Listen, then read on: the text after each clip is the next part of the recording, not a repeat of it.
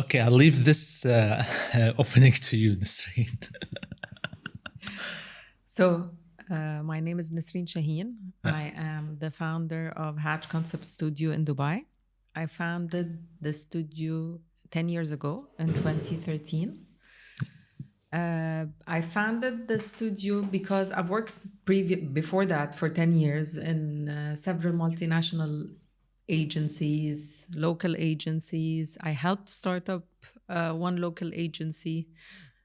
And then I realized that I would like to take control of what creative output completely am I putting there.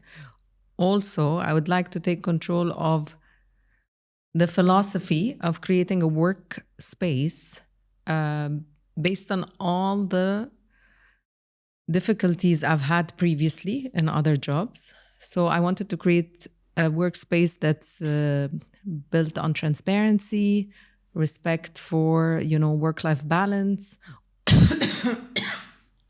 Although I don't respect my work-life balance much, but I wanted to give my employees something that, that it shouldn't be just work, work, work. Being in advertising shouldn't be that we stay every day till 4 a.m. and work the weekends and, and burn out creatively, and then still being expected to come and show up every day and create, the most beautiful creative work, but not even take care of our mental health. Have time for fun, have time to travel, have time to, like fill up those creative juices. Awesome. So before I even start with my question, so let me tell half of my story. So Nisreen is my manager. I work with her at Hatch Concept Studio, and I've been with her since 2021, and she's amazing. Amazing manager, amazing individual as well. Thank you so much for your time today. I'm sorry, I should have said it in the beginning. So thank you so much for your time today. Thank you. So thank you for having me. And I'd love to also support, as much as I can, all the new creative talents and ideas that are coming out. Yeah, thank you so much. So you said about having, before you worked with big agencies in the beginning of your career. So in the beginning, when you worked with them, how or when did you start realizing that you need to start your own agency? So I think, I don't want to say the names of the agencies, so it's not an advertising. I think I've always wanted to start my own thing. I come from my father is an entrepreneur, so he has this very entrepreneurial, he never worked for anyone. He always did his own projects, even if they, failed, he'll stand up and do his next project. So I think I got that from him. And I think though that I worked in I started my my career as an intern in a local agency. And then I moved to, after a year, I moved to multinational for 4 years. Yeah. And then another multinational for 3 years. And I think that's when I realized that I don't want to work in one big corporations, because I don't believe in the rat race. As I said, I believe in giving yourself time to work. And also, I don't believe in having employees that are just numbers. These are people. You should, if you go to work and you live 8 hours a day of your time per day, that's the most of your life, actually. Yeah. So if you're not going to people that care for you and care for your emotional health and your well-being, and you enjoy going there, you do your job, but also, you have a support system, because it's like a second family. If this is not there, then this is where I started thinking that, no, I don't want to be treated just as a number, and I don't want to be a person who's replaceable easily. And then I don't want to be, like, oh, tomorrow you leave, you'll get 10. No, it shouldn't be the case. And so then I started thinking. And when I moved to my last agency, which was a startup, and I helped with starting the agency on the creative front, I remember that I told them, when they asked me the famous question of what do you want to, where do you want to be 5 years from now? I was like, in my own studio. And I always wanted to do it as a studio and base it on graphic design and base it on creativity more than call it an agency or, so base it more back to the roots, which is pure graphic and graphic elements and visualization with good communication. So, yeah. Oh, great. So thank you so much for the answer. So basically now you mentioned about the role of being a startup. So of course, any startup, it goes within, there's some strategic and creative approaches. What are the creative and strategic approaches do you approach to reach where Hatch it is at the moment? Because now, because also I'm working with you at the moment, but look at the clients, the caliber of clients we have now, they're big names. And you can agree with me, they're quite big names, but how you reached that? It was luck and hard work. But initially, my business plan for Hatch was actually created to support small, medium businesses. Yeah. Because I thought that, okay, coming from a good experience of multinational and helping create, communication strategies and so on for big brands, I wanted to, in Hatch, to start giving that kind of support to small, medium businesses. Yeah. That was the first plan. But then I got my first big client just a month after I started. And then from that big client, I got an even bigger client, and then an even bigger multinational, all multinational brands. And as you know now, our portfolio includes all the big names from tech, automotive, telecommunication, real estate, and all the, multinational, big brands that we all relate to. So no, it was, honestly, if I'm being very honest, it was luck, but also a lot of hard work and creating and making sure that the talent that we have in Hatch work well together and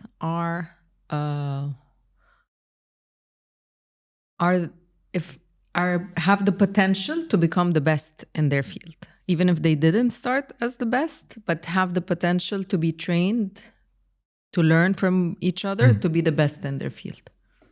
Okay, great. You mentioned something about this, about the startup and the small businesses and medium enterprise.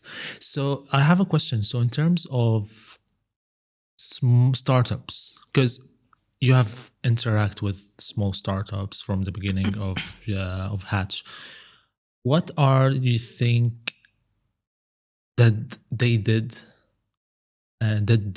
wrong, or they did it right, but they have like a wrong U-turn, basically? Because of course you encountered with lots of, even if you didn't encounter, but what are the hardships of being as a startup in the beginning? Cash flow, unfortunately, as much as it is very, technical, and cash flow is a very important thing to look at and to understand your expenses and to understand how to squeeze yourself initially, not to go and rent the biggest office and hire the 20 people, unless you have an investor. If you have an investor, that's great. But if you're doing it as an entrepreneur, as you're starting up yourself, and you have that amount of money that you are putting in as a capital to start your company, cash flow is very difficult the first 2 years, especially if you don't have an investor and you're doing it on your own. And another thing is then becomes creating a brand, which is what we do in our expertise, creating a brand narrative Yeah. that connects to your target audience, that's the right narrative. Because some people think that. I had a friend just 2 weeks ago. She started her own business, and then she's like, "Can you do a logo for me?" And I'm like, "Okay, but I need you to tell me, what's your purpose? What are your brand values? What's your vision? What do you see yourself, not 5 years from now creating for this world that will make a change?" She's like, "I don't care. All I want is just a logo." I'm like, "No." I'm like, "It can't be that, because I can create a logo, but then the logo is not a brand. The brand Represents. has so many elements. Yeah. It's the colors that I'm representing your strategy with. It's the positioning of where you want to be. It's your aspirations. It's your vision. It's how do you want people to feel when they're using your brand or using your service or. Yeah. All of this is we study it and we create the brand, a whole holistic brand with the right messaging, everything to communicate. But for you to think that the brand is just going to be the logo is it's not going to be a successful brand. Yeah, sometimes like when they're doing a startup, so I think they should take a big look, not the idea of how the workflow will go or what the brand idea will be. It will be the branding, because you're presenting the idea into a visual for the people to see and to believe into your brand, basically. Yeah, correct. So you also you mentioned about being the brand and the strategy itself. So how do you think it balance between both to create a successful brand campaign and a brand vision and a brand image as well, and also identity and so on? So do you think that strategy should go along with creativity, or both of them? I think strategy comes first. Okay. Because you cannot create. It's nice to create beautiful visuals, but that means that would be left for artists, because artists can create things that they feel and colors that they feel connected to. This is when we're doing art. But in our business, we're not doing art. And I had a client actually 2 weeks ago, and I told him that he's like, what is design for you? And I'm like, design actually is a problem that I need to solve. It's the white space that I look at is a space that's a problem that I need to solve. And then he's like, that's a very technical way of looking at design. But yeah, I'm not an artist. I'm a graphic designer commissioned to create something that speaks for the target audience. So it becomes very more technical. Therefore, strategy is very important to come in the beginning, because you need to first make sure that you crack all the pillars of your strategy to create the brand vision, the positioning, your messaging, your tonality, your target, and only once that is cracked that you can choose your colors, your logo, the shape, the icon, the message. But if you're just shooting in the dark, okay, great, you might come up with something so pretty, and then you're gonna have to back engineer your strategy, because still I want to give a deck of brand identity where if the client gives it to anyone, whether social media, whether another agency, whether another designer, whether their internal team, and then they can easily implement, understand the brand and implement that visual vision into different channels. But if I don't do that and it's just a pretty thing, okay, it's just a pretty thing, but then it will be very, very difficult for it to have legs, for it to have continuity, for it to have something to build on. So yeah, strategy comes first, definitely. Okay. So I had a question just now came up. What do you think of clients saying, "Oh, I can do it with an AI"? Eventually they will be able to. Eventually they might be able to. Yeah, if the client knows well their brand and the AI becomes much, much stronger than what we see today, they might be able to. Okay. I'm not denying the fact that AI might take our business and jobs. But then this is where strategy Comes in. comes in, Yeah. because if you have the strength, and that's what I push you guys to do nowadays, that you think strategically, don't think executionally, because you might be replaced executionally by an AI, Yeah. but then it's much harder for the AI Do to strategy. replace you strategically. And client, no matter what, will always need someone that studied or that learned or that has experience in the field of branding, advertising, so on, to come up with a strategy. And that is not something that the AI can. You can ask the AI to give you findings and research, Yeah. but the person who does the data analysis of that AI is the strategic person. And then you can feed it back again to create a visual or a campaign or. But I think that we still need 5 years for that to Yeah, I happen. agree.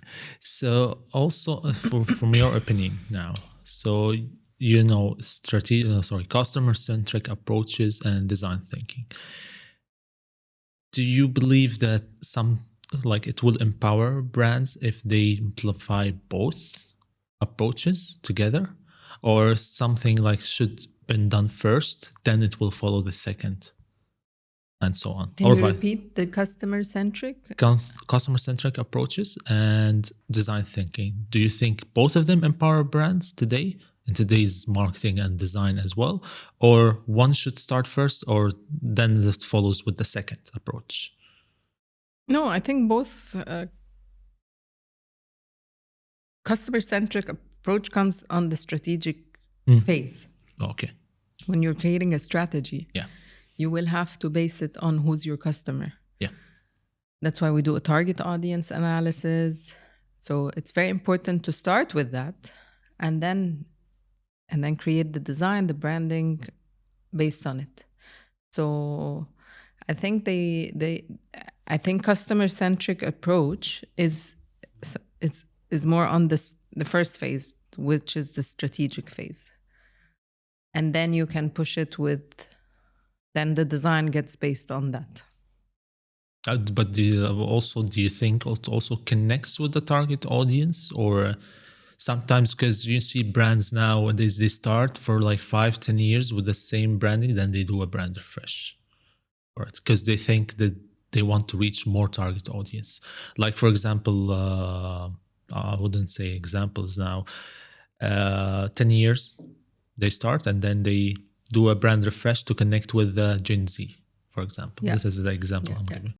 Or they don't need it just. I mean, I think you need a brand refresh at times, because if you look at like the way that things looked in the 80s, and then definitely a brand with its colors and, that was created in the 80s might not really work with kids that are now being bombarded visually on social media with content that goes for 2 seconds and then the next and then the next so I think you have to do some changes for brands, that unless you're a very classical brand and you don't want to, you want to keep it as a heritage brand. But otherwise, if it's a mass production brand, you need to change colors, uplift shapes, depending on the trend. So I think it is important to relook at your brand. Yeah. But if your brand identity that you've created does not last for at least 5 to 10 years, then the agency or the design studio that created that brand identity failed. Or you failed as a client to specify your strategy with them. Because like whenever we do a branding, we aim for it to live for 5 years without any, uplift or. So, but if you do a change before that, that means you didn't brief it well, you didn't, so it would be too soon to change before that. But 5 years onwards, I think it's fair to do uplifts or change logos or. Cool. So back to your beginnings, basically, and until now, from 2013 in the specific until now. So, what are the challenges you faced in terms of building a studio? I don't want to say it an agency because you also wanted to be named as a studio. In terms of anything, external, internal. First challenge was cash flow. Yeah. Finding the right talents. Yeah. Growing myself as a manager, because I was not. I think it's the hardest task is to be a manager. That's managing a team that that you need to learn their strength, each one of them, their weakness, what motivates them, what discourages them, and also not to put the expectations from everybody like your own, because that was initially how I was managing people. That okay, I need everybody to become like Nisreen. No, it doesn't work that way. But it took me a long time. It took me almost 10 years to kind of master a bit and become much better after listening. But I also kept on listening to a lot of feedback from my employees on, I used to scream a lot. I used to get frustrated very quickly. I used to have zero patience, because also there's so much that goes behind the scenes that they don't know. There's the admin, there is the money, there is the accounting, there is there's the clients that are also sometimes frustrating. So the most difficult for me is for sure managing people and learning that no, you don't need to expect from everybody to be the same, or from everybody to be like you, or from everybody to to have the same set of, oh, this is how I get motivated, so everybody should get motivated the same way. No, each person has their own way and their own timeline to grow. So managing was the most difficult, managing employees and finding good employees and keeping them. But I think I've been doing a good job for the past 4 years. We didn't have anyone, thank God. No, thank God. Right? Which is great. But yeah, we haven't, alhamdulillah, 4 years now with the no turnover in an industry that gets a lot of turnover. Yeah. So what else would it be? Clients, maybe. But I mean, you can manage clients much easier than employees, because clients are usually frustrated or stressed from their own managers. Yeah. So you just need to know how to kind of manage that stress. But contain them. Yeah, it's easier than actually people that come and work day to day. They also have their dreams. They also have their aspirations. Yeah. You have to keep them motivated. You have to, and then you have to keep your energy levels. And then it was just, but now I think I manage it. I manage my energy, and I manage how to deal better with people, and I let go a little bit also of control. And I allow people to make mistakes, which was never the case before. So, so yeah, managing people is the hardest. If anything, I would say everything was cracked very quickly. Managing people was the one that took a very long time. Actually, that's true. Just from a employee perspective, that's true, actually. First hand, guys. First hand. Yeah, not easy at all. All right. So now in terms of, let's emerging trends now. Well, this is the topic. So what are you think there's an emerging trend at the moment? AI, of course. For our field, for our industry, definitely AI. Why is that? I know the answer, of course. AI is now becoming, in terms of design, in terms of social media, in terms of marketing now, I don't have to stress out myself in terms of designing now. So I mean, everything, strategy, research, you can put chat GPT, you can ask it for anything, and it comes in 2 seconds, and it gives you all the research instead of you going through 20 million, and it can even give you top line strategy that you can think about and alter. Mid-journey. Yeah. for creative visualization is excellent. And it's, I mean, it does it the way we use it now, I think is supporting the design, but also it's very time efficient, very, I am with AI as a new trend that we can maximize on, and a new tool that we need to use. What else can it be? Emerging trends. I mean, AI is so big that it shadowed everything. All other, if there is any other trend, AI shadowed it, because it is really, really, it's a big revolution in Photoshop as an app, in Illustrator. I mean, instead of going and picking everything, it's just you tell it remove or replace with this, and in 2 seconds you have it. Yes, not all the times, it doesn't work all the time. But it works. It works much. I think in 5 years, the more that it's gonna progress and develop, and it will be even a much more powerful tool to use. Other emerging trends.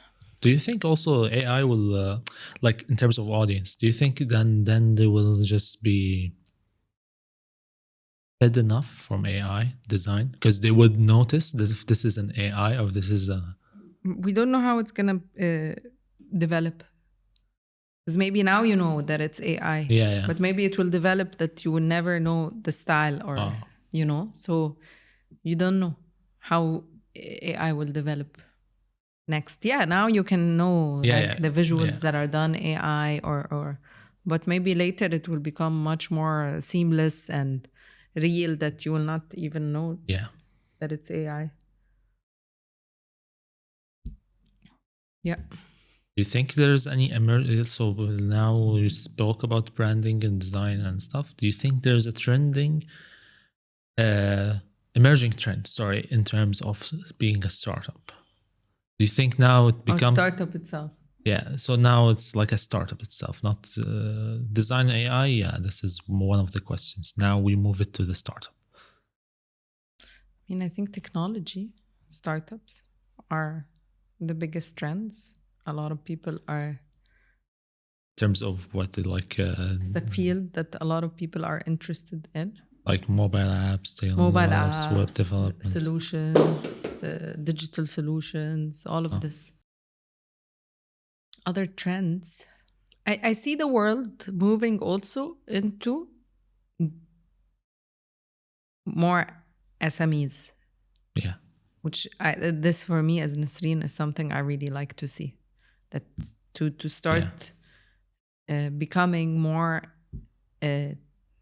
like individualistic, and bring your creativity by creating your own, podcast as you're doing now, company, app, product.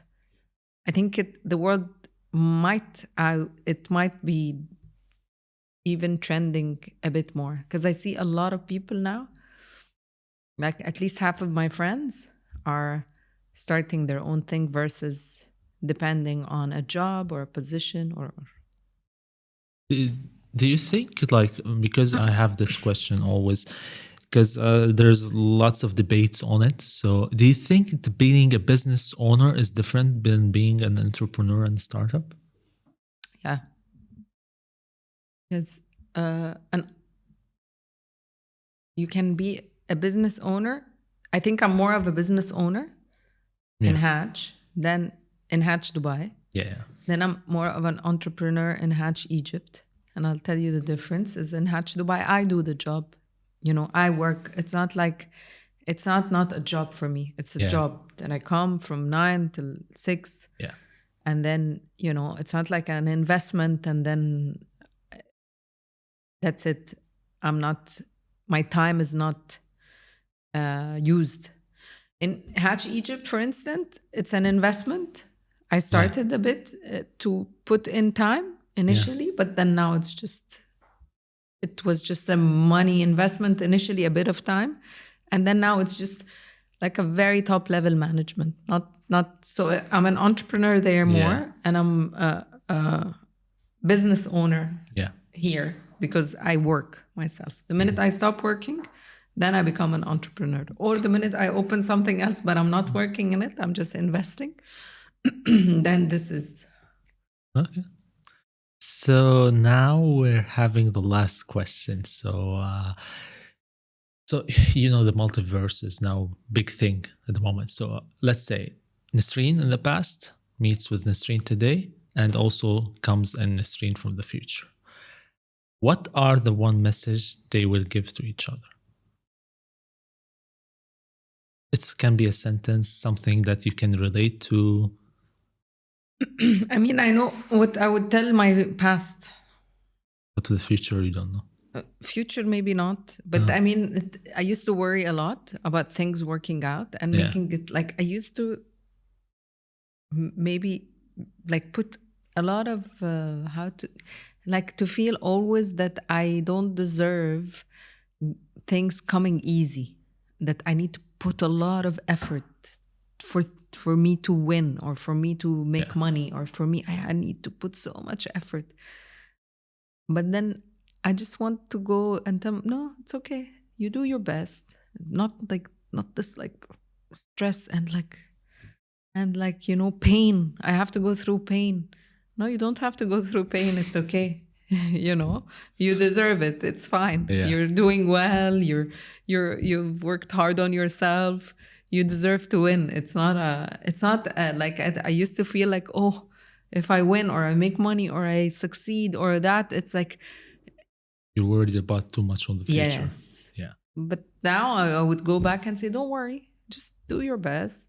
You don't have to, it doesn't have to be that painful or that worrisome or that, just let it easy. It will flow. Let it be, it will flow.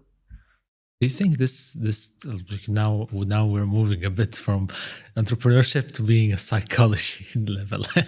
So do you think this stress and worry is because of the environment or because of family? I think it is family, because I come from a background where my dad, as I told you, he was an entrepreneur himself, and he failed so many times. So whatever you were lucky to have today, you might not be, so it was like up and down, riding a wave of, today we can splurge in whatever things we want, and then tomorrow we don't even have money for the internet or the electricity, and then again he'd go back after 2-3 years up, and then again go. So it was like this financial security was not there. So maybe it was my worry mainly was financial security, to make sure that Anna, as Nisreen, I am financially secure without the help of anyone else, because I can't, because imagine you're depending on your father. That's your first support, line of support. Yeah. And this happened. So I'm really not going to be able even to depend on a husband or an outside source to provide me with this security. I needed to, myself, make that happen for myself. Yeah. So I think that was the reason why I used to worry a lot. But still, I should have taken it easy. It's okay. Yeah, like as long as you're doing the right thing and you're working hard and you're good and you've mastered what you do. I just used to always oh, tomorrow nothing, all the money will go, or oh, I need to work so hard because I need to. And I used to work till 2-3 a.m. and after that I would get even freelance if I was still working in back then in agencies. So it was and then it's okay, chill, it's fine. All right, so actually my questions are done, but this is just the last thing I want to say, and even to the viewers, to the audience that are seeing. So I'm like I said in the beginning, I'm working with you since 2021. I'm working with Tiffany as well. Big shout out to Tiffany.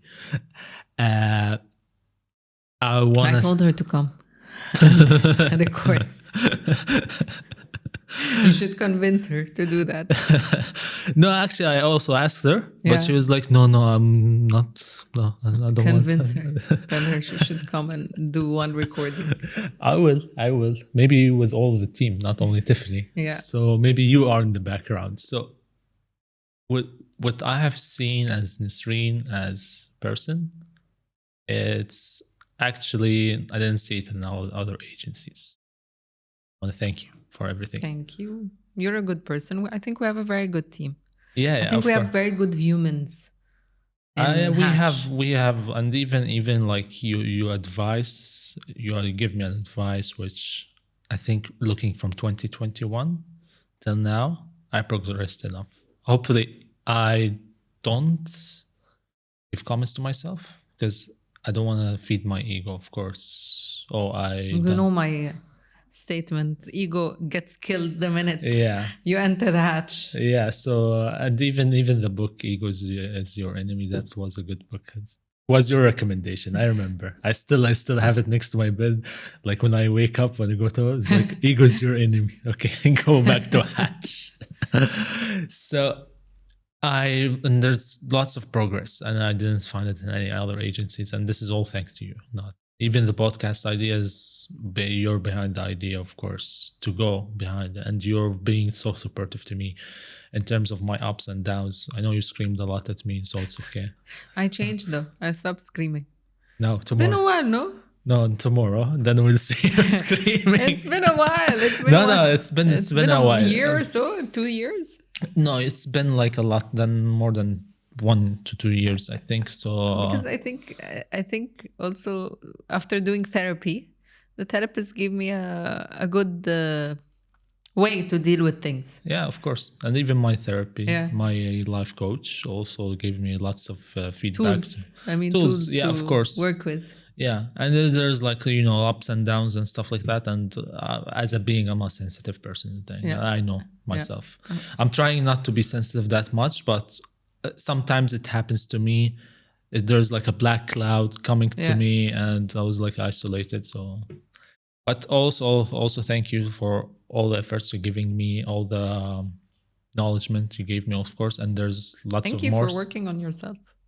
Really? Yeah. Because not a lot of people are open to understand that, they need to work on themselves and then doing it. It's not a very easy thing. Yeah, of course. I see a lot of people that grow till the age of 40, 50, and they still didn't take anything that others... And this is like the question I had in mind is that, I went one day and I was like, you know what? Maybe Nisreen and Tiffany are right. Maybe I have to change something in myself, which is a good thing to start, honestly. Like looking at by the past. Okay, this happened to me before. Why it's happening to me again? Then there's something wrong with me. It's not wrong with them. It's not they have an agenda against me. At the end of the day, they want their business to run smoothly. They want their stuff to be perfect. Then maybe they're right. Maybe I should have taken a break. Maybe I should have done this the right way, and this is the thing. So. This is also thanks to you because you told me what to do, and you didn't want me to do only just social media. You want to involve me in other things, and this is also thank you for that. Thank you also for Tiffany. Thank you for. Do you want me to mention all the names in the agency? No. Maybe you bring them one day, all of them. I think we have honestly amazing humans. Yeah, of course. I'm very lucky to be surrounded with very, very good human beings that are very supportive to one another, respectful, very professional. They really do the job with all their heart. And I don't think we have any politics, any egos. As you know, I really You crushed them in the beginning. I crush the egos the minute I see them. I think between Dubai and Egypt, I love everyone. And I'm very blessed to have this team. By the way, Jen, I'm sorry, we forgot to mention that you have an agency in Egypt. So you have agency here, a studio here, and a studio in Egypt. So. Yeah, I mentioned it when we were talking about entrepreneurship versus business owner. But I mean, everybody, I think I think we have a very, very good team, and very good. Most importantly, good people. humans. Great. So the last question before we because we have short time now, and what are the one thing that you would advise to entrepreneurs and startups? The one advice. If you're gonna be, if it's not, if you're not investing, Yeah. it's not just an investment, it's actually a business that you're starting. Yeah. You have to love What you do. Really. Because for me, I love design. Yeah. And I love just working on creative graphic stuff. Yeah. So if you make me stay till 3 a.m., I enjoy it. I don't take it. This is not, for me, it's not a job, you know? Yeah. When I'm doing a design for a client or adaptations or anything that has to do with the machine and the graphics, I love it. I enjoy it. So if I sit till 5, 6, 7 a.m., like no sleep, I enjoy it. So I'm not doing it as a job. I'm doing it as a passion, you know? Yeah. So I think... Because passion drives. Yeah, you need to love what you do. Yeah. No matter what it is, you need to find an angle of, if you're opening a business, you have to enjoy what you do. And if it's a service business, you have to love helping people.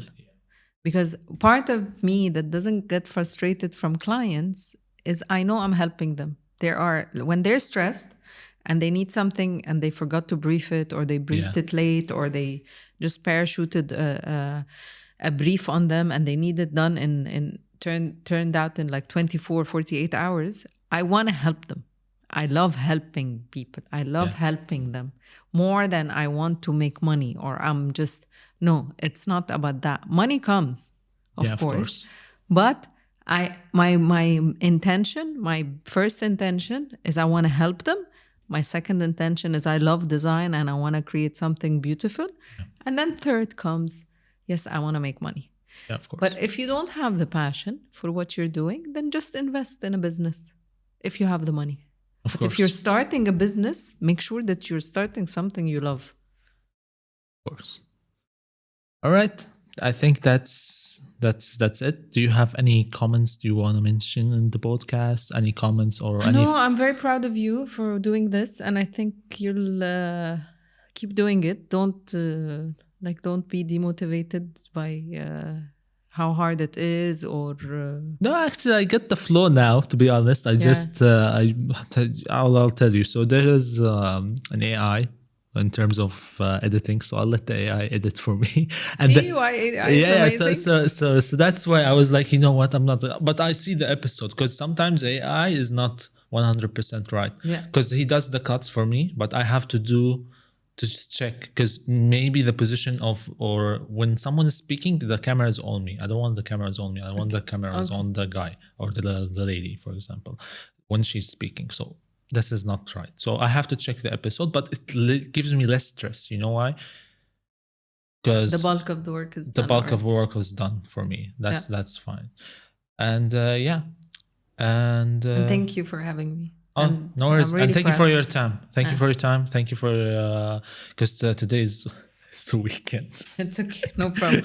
and yeah, but of course, once the episode. Before the episode goes live, I'll share it with you. Okay. So you can check. Okay. I don't know if there's missing. You want me to do a peep or anything?